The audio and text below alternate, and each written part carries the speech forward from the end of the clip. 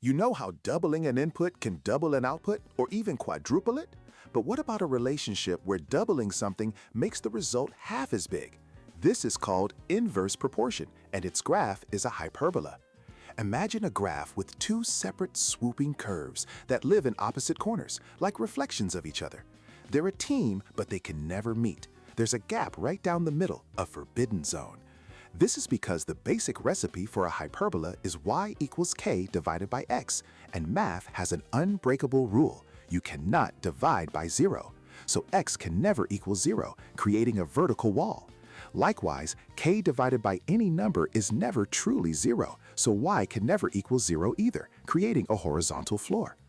These invisible boundaries are called asymptotes.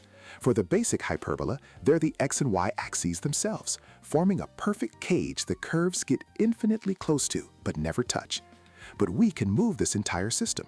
Using the formula y equals k divided by the quantity x minus h, all plus v, we can shift the graph. The h value slides that vertical wall to a new line, x equals h.